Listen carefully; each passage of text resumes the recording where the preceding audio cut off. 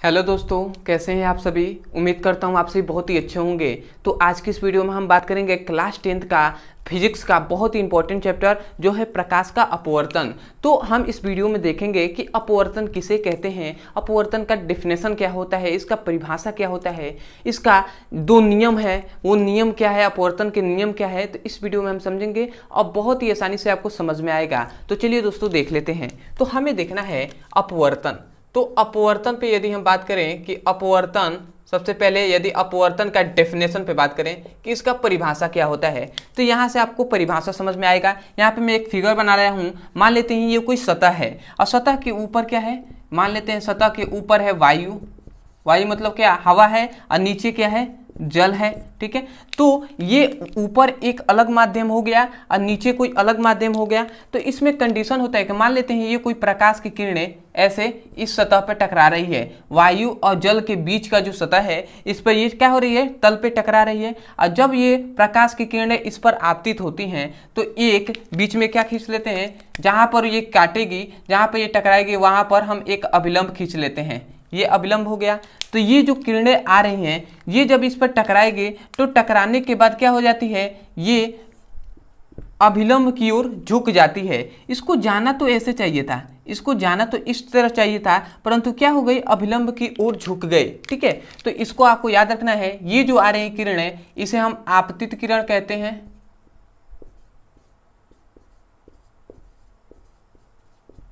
ये क्या है, ये जो परिवर्तित हो गई है, इसे हम अपवर्तित किरण कहते हैं। अपवर्तित किरण। ठीक है, ये क्या है, आपतित किरण है, ये अपवर्तित किरण है। ये जो है, ये है अभिलंब। ये सभी आपको नाम याद होने चाहिए, तभी आप डेफिनेशन कर पाएंगे। ठीक है, तो यहाँ पे याद रखेंगे आपतित किरण और अभिलंब के बीच जो कोण बनता है, इसे हम आई से प्रदर्शित करते हैं। और जो अपवर्तन कोण है, अपवर्तित किरण है और अभिलंब, ये अपवर्तित किरण और अभिलंब के बीच जो कोण बनता है, इसे हम आर से दर्शाते हैं। और याद रखेंगे इसका भी नाम, कि जो आई का नाम हम क्या रखते हैं, आई को हम कहते हैं आपतन कोण और आर को कहते हैं अपवर्तन कोण। ठीक है, तो आपको याद रखना है। यदि सबसे पहले यदि हम इसके डेफिनेशन पे बात कर लेते हैं अपवर्तन का, तो इतना आप समझ गए होंगे। तो अपवर्तन का डेफिनेशन आप कर सकते हैं, क्या कहेंगे, ये अलग माध्यम है और ये दूसरा माध्यम है। एक वायु माध्यम है और ये कौन सा माध्यम है, कांच माध्यम है। तो इसका हम डेफिनेशन क्या कहेंगे कि जब प्रकाश की किरणें किसी एक माध्यम से दूसरे माध्यम में प्रवेश करती हैं तो वो अपने मार्ग से विचलित हो जाती हैं। विचलित का मतलब भटक जाती हैं। देख रहे हैं, ये जाना तो सीधे चाहिए था, परंतु ये भटक गई, विचलित हो गई और अभिलंब की ओर झुक गई। ठीक है, तो इसीलिए कह रहे हैं कि अभिलंब की ओर झुकने की बात नहीं कर रहे हैं, क्योंकि सघन से यहाँ पे क्या है, ये वायु से जल में जा रही है, तो ऐसे अभिलंब के पास झुक गई है। परंतु यदि जल से वायु में जाएगी ना, तो अभिलंब से दूर हटने लगेगी। तो इसका कोई कंडीशन नहीं है। यदि मतलब वायु से जल में जाएगी तो अभिलंब के पास आएगी, और जल से वायु में जाएगी तो अभिलंब से दूर हटेगी। तो इसका मतलब क्या हुआ है, ये मार्ग से विचलित हो जाती हैं। ठीक है, तो इसीलिए हम कह रहे हैं कि जब प्रकाश की किरणें किसी एक माध्यम से दूसरे माध्यम में प्रवेश करती हैं तो ये अपने मार्ग से विचलित हो जाती हैं। तो इस घटना को प्रकाश का अपवर्तन कहते हैं। समझ में आया क्या कहा जा रहा है ना। तो आपको कभी भी डेफिनेशन को रटना नहीं है, उसको फिगर से समझना है। तो एक बार और मैं सीक्वेंस में बोल रहा हूँ, समझिएगा। कहा यह जाता है कि जब प्रकाश की किरणें किसी एक माध्यम से दूसरे माध्यम में प्रवेश करती हैं तो वो अपने मार्ग से विचलित हो जाती हैं। ठीक है, तो इस घटना को प्रकाश का अपवर्तन कहते हैं। तो आशा करते हैं आपको प्रकाश का अपवर्तन का डेफिनेशन समझ में आ गया होगा। तो मैं यहाँ पर डेफिनेशन लिख दे रहा हूँ, आप लिखेंगे कि थोड़ा सा ऊपर में लिख दे रहा हूँ कि जब प्रकाश की किरणें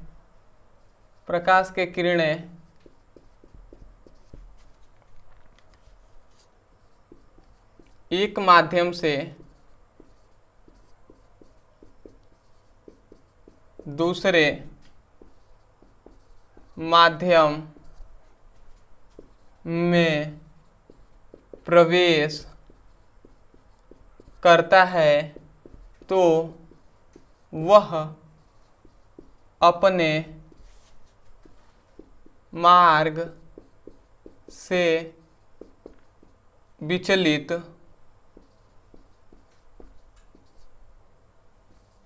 हो जाता है तो यह घटना क्या कहलाती है? यह घटना ही अपवर्तन कहलाती है। ठीक है, तो आशा करते हैं आपको समझ में आ गया होगा। अब कभी भी डेफिनेशन यहाँ से नहीं, आपको यहाँ से याद रखना है कि जब प्रकाश की किरणें किसी एक माध्यम से दूसरे माध्यम में प्रवेश करती हैं तो वो अपने मार्ग से विचलित हो जाती हैं, अपने मार्ग से भटक जाती हैं, और यह घटना ही क्या कहलाता है? प्रकाश का अपवर्तन कहलाता है। ठीक है, तो आशा करते हैं समझ में आ गया होगा। इसको हम बहुत तरीके से डेफिनेशन कर सकते हैं। दूसरा डेफिनेशन ये भी कह सकते हैं कि जब प्रकाश की किरणें विरल माध्यम से, ये क्या है ये याद रखेंगे, ये है विरल माध्यम। ठीक है, अभी विरल माध्यम की बात करेंगे क्या है, और ये है सघन माध्यम, केवल अभी डिफिनेशन पे बात हो रहा है। तो यहाँ ऐसे भी कह सकते हैं कि जब प्रकाश की किरणें विरल माध्यम से सघन माध्यम में प्रवेश करती हैं तो अभिलंब की ओर झुक जाती हैं, तो इस घटना को प्रकाश का अपवर्तन कहते हैं। तो इस प्रकार भी कहा जाता है, तो आप जैसे मन करे वैसे कह सकते हैं। ठीक है, बात वही है। तो इसमें क्या कहा जाएगा ये भी बता दे रहा हूं कि जब प्रकाश की किरणें विरल माध्यम से सघन माध्यम में प्रवेश करती हैं तो अभिलंब की ओर झुक जाती हैं, तो इस घटना को प्रकाश का अपवर्तन कहते हैं। तो आपको ये अच्छा लगे तो इस डेफिनेशन को लिख लीजिए, या ये अच्छा लगे तो ये भी लिख सकते हैं, कोई दिक्कत नहीं है। ये फिगर बना लीजिएगा। तो अब हम इस पर थोड़ी सी और जो छोटी छोटी पॉइंट्स है उस पर चर्चा कर लेते हैं। तो अब हम बात करते हैं कि विरल माध्यम किसे कहते हैं और सघन माध्यम किसे कहते हैं। यदि हम इसके डेफिनेशन पे बात करें तो विरल माध्यम याद रखेंगे जिस माध्यम में प्रकाश की चाल अधिक होती है उस माध्यम को विरल माध्यम कहते हैं। समझ में आया क्या कहा जा रहा है?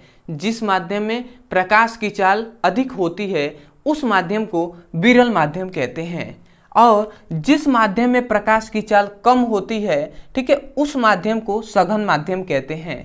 आपसे ही मैं क्वेश्चन कहूँ, यदि दोनों का डेफिनेशन आपको समझ में आ गया है तो यहाँ पे समझ लीजिए। ठीक है, यदि वायु में आपसे दौड़ने के लिए कहा जाए, वायु है, जैसे अभी मैं वायु में खड़ा हूँ, तो वायु में दौड़ने को कहा जाए तो आप तेज दौड़ेंगे, कि यदि जल में आपसे कहा जाए तो तेज दौड़ेंगे, तो आप कहेंगे कि हम वायु में तेज दौड़ेंगे, जल में थोड़ी सी धीरे दौड़ेंगे।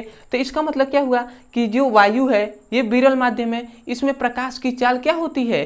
अधिक होती है, अधिक तेजी से इसमें प्रकाश की चाल गति करता है, जबकि जल में थोड़ी सी कम गति करता है। इसका मतलब जल में प्रकाश की चाल क्या होती है? धीमी होती है।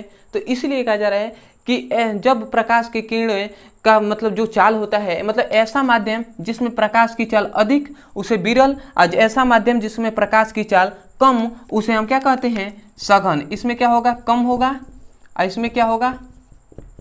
अधिक होगा। ठीक है, तो आशा करते हैं ये दोनों का डेफिनेशन आपने लिख लिया होगा। अब इसमें एक और पॉइंट आता है कि आपतन कोण किसे कहते हैं और परावर्तन कोण किसे कहते हैं, ये भी पूछ लिया जाता है। तो आपको क्या कहना है? यदि आपतन कोण कोई पूछ ले आपसे तो आपको केवल इतना ही कह देना है कि आपतित किरण तथा अभिलंब के बीच बने कोण को आपतन कोण कहते हैं। समझ में आया क्या कहा जा रहा है? आपतित किरण तथा अभिलंब के बीच बने कोण को आपतन कोण कहते हैं, और यदि अपवर्तन कोण पूछ ले तो आप क्या कहेंगे?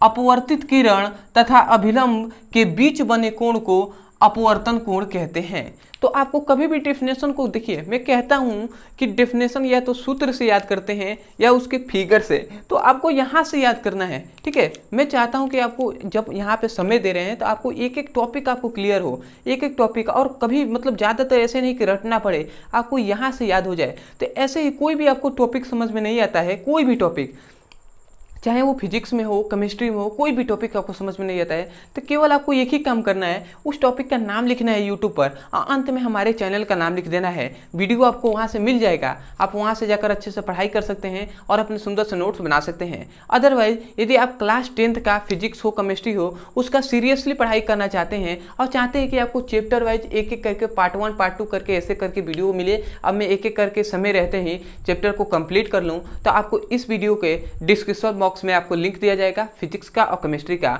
उस लिंक पर क्लिक करके आप चैप्टर वाइज सीक्वेंस में एक एक करके वीडियो को पढ़ सकते हैं और अपने सुंदर से नोट्स बना सकते हैं। तो आशा करते हैं दोस्तों आपको प्रकाश का अपवर्तन समझ में आ गया होगा, और सघन माध्यम, विरल माध्यम भी समझ में आ गया होगा, आपतन कोण, परावर्तन कोण भी समझ में आ गया होगा, और ये जो फिगर है ये भी आपको समझ में आ गया होगा। तो अब हम आते हैं कि आप जो अपवर्तन का जो नियम होता है उसके बारे में हम समझ लेते हैं। ठीक है, तो आप सबसे पहले इसका स्क्रीनशॉट ले लीजिए। ठीक है, उसके बाद बात करते हैं।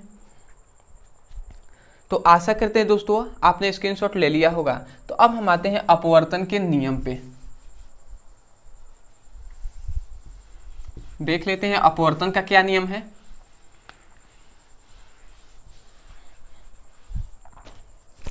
अब हम आते हैं दूसरा टॉपिक जो है अपवर्तन का नियम। तो याद रखेंगे दोस्तों, यदि अपवर्तन के नियम पे बात करें तो याद रखेंगे इसका अपवर्तन का 2 नियम होता है। कितने भैया? 2 नियम होते हैं। अब वो कौन कौन से होते हैं उसको मैं यहाँ पे बता दे रहा हूँ। तो यदि सबसे पहले यदि हम अपवर्तन के प्रथम नियम पे बात करें तो यहाँ पे मैं इसका फिगर बता दे रहा हूँ अपवर्तन का। यही ना हमने फिगर बनाया था, ये कोई सतह था और ऊपर क्या था? ऊपर था वायु और नीचे क्या था? नीचे था आपका जल। जल या कांच भी आप ले सकते हैं। और जब प्रकाश की किरणें ऐसे आपतित हो रही थी, ये अभिलंब था। ठीक है, तो ये क्या हो रही थी? अभिलंब की ओर झुक जा रही थी। और ये क्या था? आपतित किरण थी, आपतित किरण। और ये क्या था? जो किरण आ रही थी इसे हम अपवर्तित किरण कह रहे थे, अपवर्तित किरण। और ये क्या है? अभिलंब है। यहाँ पे जो नाम लिख रहे हैं यही इंपॉर्टेंट है, इसी से आपको ये जो नियम है आपको समझ में आएगा। और आपतित किरण और अभिलंब के बीच जो कोण बन रहा था उसे I, और अपवर्तित किरण और अभिलंब के बीच जो बन रहा था उसे हम R से दर्शाते थे। तो ये आपको फिगर समझ में आ गया होगा। तो ये नियम समझना आपको लिए बहुत ईजी हो जाएगा। इसमें कहा यह जाता है प्रथम नियम में, मतलब अपवर्तन के प्रथम नियमों के अनुसार, इतना लिखने के बाद आपको लिखना है क्या कि आपतित किरण, समझिएगा, ये जो आपतित किरण, अपवर्तित किरण और अभिलंब तीनों एक ही तल पे होते हैं। तल मतलब क्या? सतह। ये जो सतह है इसी पर ना सब है। आपतित किरण भी ऐसे आ रही थी, इसी पर टकरा रही है। अभिलंब भी इसी सतह पे है और जो अपवर्तित किरण है ये भी तो इसी सतह पे है ना। तो यही कहा जा रहा है कि अपवर्तन के प्रथम नियमों के अनुसार आपतित किरण, अपवर्तित किरण तथा अभिलंब तीनों एक ही तल पे होते हैं। तो आशा करते हैं आपको समझ में आ गया होगा। कभी भी यहाँ से डेफिनेशन को, जो नियम है आपको याद रखना है। तो एक बार और मैं सीक्वेंस में बोल रहा हूँ, आप लिखिए। मैं चाहता हूँ कि आप भी नोट्स बनाना सीखें। तो आपको क्या लिखना है, मैं बोल रहा हूँ लिखिए। लिखें क्या कि अपवर्तन के प्रथम नियमों के अनुसार आपतित किरण, अपवर्तित किरण तथा अभिलंब तीनों एक ही तल में होते हैं। तो आशा करते हैं दोस्तों आपने लिख लिया होगा। फिर भी जो विद्यार्थी नहीं लिखे होंगे मैं उनसे रिक्वेस्ट करूंगा कि यार लिखना मतलब आप सीखिए। ठीक है, जितना आप अच्छे से लिखेंगे, अपने हाथ से नोट्स बनाएंगे, ये आपके लिए जब क्लास 12th में जाएंगे बहुत ही आपके लिए इंपॉर्टेंट हो जाएगा, बहुत ही यूजफुल होगा उस समय। ठीक है, तो इसलिए आप लिखिए। ठीक है, फिर भी मैं लिख दे रहा हूँ। यहाँ पे आप लिख लेंगे कि अपवर्तन के प्रथम नियमों के अनुसार। अब उसके बाद लिखेंगे कि आपतित किरण, अपवर्तित किरण तथा अभिलंब तीनों एक ही तल या सतह में होते हैं, सतह पर होते हैं, एक ही तल या एक ही सतह पर होते हैं। तो ये इसका प्रथम नियम हो गया। अब प्रथम नियम आपको यहाँ से याद हो गया होगा। द्वितीय नियम ये कहता है, द्वितीय नियम में आपको ऐसे बताया गया है कि म्यू या एन इक्वल टू होता है sine i by sine r. यही आपको द्वितीय नियम में बताया जाएगा। ये साइन आई क्या है? ये है आपतन कोण की, समझिएगा, यहाँ पे मैं लिख दे रहा हूँ, आपतन कोण की जया है। यह आपतन कोण की जया है। जया है आई। ठीक है, आपतन कोण की जया है आई। जया मतलब ये साइन है। ठीक है, और अपवर्तन कोण, ये जो आर है, आर क्या है? अपवर्तन कोण ही है ना। आर को अपवर्तन कोण कहते हैं और आई को आपतन कोण। तो ये आर क्या है? अपवर्तन कोण है। तो यहाँ पे लिखूंगा अपवर्तन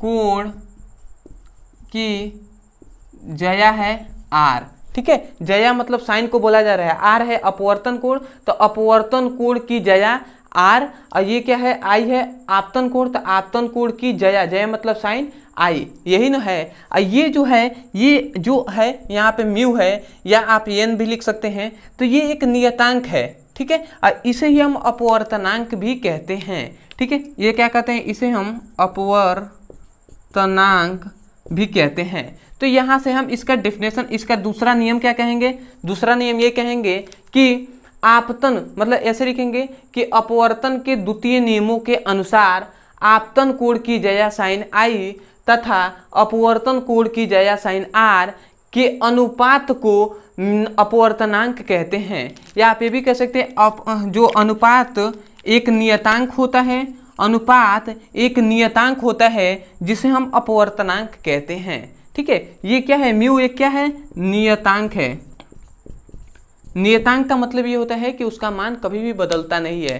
तो एक बार और मैं सीक्वेंस में बोल रहा हूँ, आप लिख लीजिएगा। लिखेंगे क्या कि अपवर्तन के द्वितीय नियमों के अनुसार आपतन कोण की जया साइन आई तथा अपवर्तन कोण की जया साइन आर, ठीक है। आपतन कोण की जया साइन आई नहीं लिखेंगे, यहाँ पे बस आई लिखेंगे, ठीक है। तो एक बार और मैं बोल रहा हूँ, लिख लीजिएगा। अपवर्तन के द्वितीय नियमों के अनुसार आपतन कोण की जया आई तथा अपवर्तन कोण की जया आर के अनुपात एक नियतांक होता है जिसे हम अपवर्तनांक कहते हैं, ठीक है। तो इतना बार तो आप लिख लेंगे। उसके बाद आप नीचे लिखेंगे तथा इसे ही, मतलब इसे ही हम क्या कहते हैं, इसे ही हम स्नेल का नियम भी कहते हैं। स्नेल का यदि नियम आ जाए तो भी आप यही लिखेंगे कि आपतन कोण की जया आई तथा अपवर्तन कोण की जया आर एक नियतांक होता है जिसे हम स्नेल के नियम के नाम से भी जानते हैं। ये भी आप लिख देंगे। और अपवर्तनांक भी आ जाए डेफिनेशन तो यही लिखेंगे कि आपतन कोण की जया साइन आई तथा अपवर्तन कोण की जया साइन आर के अनुपात एक नियतांक होता है जिसे हम अपवर्तनांक कहते हैं। तो ये अपवर्तनांक हो गया, अपवर्तनांक का ये सूत्र हो गया। तो याद रखेंगे अपवर्तनांक का एक और सूत्र होता है, यहाँ पे मैं लिख दे रहा हूँ, म्यू इक्वल टू होता है V1 बाई V2, ये भी होता है। तो V क्या है यहाँ पे, V1 क्या है, V1 है प्रथम माध्यम में प्रकाश की चाल है, और ये V2 क्या है, द्वितीय माध्यम में प्रकाश की चाल है। तो इसको भी आपको याद रखना है। तो ये भी आपका फॉर्मूला है, इसको याद रखेंगे। तो यहाँ पे मैं दूसरा अब नियम लिखवाऊंगा नहीं क्योंकि नियम बड़ा है, तो आप लिख लीजिएगा। मैं एक बार और अंत में बोल दे रहा हूँ, आप लिख लीजिएगा। लिखेंगे क्या कि अपवर्तन के द्वितीय नियमों के अनुसार आपतन कोण की जया साइन आई तथा अपवर्तन कोण की जया साइन आर के अनुपात एक नियतांक होता है जिसे हम अपवर्तनांक कहते हैं तथा इसे ही हम स्नेल के नियमों से नाम से जानते हैं। इतना बात लिख के और ये दोनों फॉर्मूले आप लिख लेंगे। तो आशा करते हैं आपको अपवर्तन का परिभाषा और अपवर्तन का नियम अच्छे से समझ में आ गया होगा। तो मैं यही कहूँगा दोस्तों, यदि कोई भी डेफिनेशन या कोई भी नियम या कोई भी डेरिवेशन आपको समझ में नहीं आता है तो केवल आपको एक ही कार्य करना है, उस डेफिनेशन का या उस नियम का आपको नाम लिखना है यूट्यूब पर, इंग्लिश में या हिंदी में भी, और अंत में हमारे चैनल का नाम लिख देना है ब्रदर सर, ठीक है। तो आपको यहाँ पे वीडियो मिल जाएगा यूट्यूब पर, और उस यूट्यूब के वीडियो पर उस पर क्लिक करके आप चैप्टर वाइज सीक्वेंस में एक एक करके वीडियो को वहाँ से पढ़ सकते हैं, ठीक है। और उस टॉपिक का डेफिनेशन हो या नियम हो अच्छे से समझ सकता हूँ। यदि आप क्लास 10th का फिजिक्स हो, केमिस्ट्री हो, यदि आपको सीरियसली पढ़ाई करना चाहते हैं और चाहते हैं कि एक एक करके चैप्टर वाइज एक एक करके वीडियो मिले और मैं अच्छे से पढ़ाई करूं और सिलेबस समय रहते ही कंप्लीट कर लूं, तो आपको इस वीडियो के डिस्क्रिप्शन बॉक्स में लिंक दिया जाएगा फिजिक्स का और केमिस्ट्री का। उस लिंक पर क्लिक करके आप चैप्टर वाइज सीक्वेंस में एक एक करके वीडियो को पढ़ सकते हैं और अपने सुंदर से नोट्स बना सकते हैं। अदरवाइज यदि आपको हमारी वीडियो अच्छा लगा हो, यदि इस वीडियो से कुछ सीखने को मिला हो, तो आपको एक चैनल का सब्सक्राइब कर दीजिएगा, ठीक है। चैनल को सब्सक्राइब कर दीजिएगा और हो सके तो हमें कमेंट सेक्शन में जरूर बताइएगा कि आपको वीडियो कैसा लगा। तो चलिए दोस्तों, आज के लिए इतना ही, मिलते हैं अगले वीडियो में। तब तक के लिए धन्यवाद। जय हिंद, जय भारत।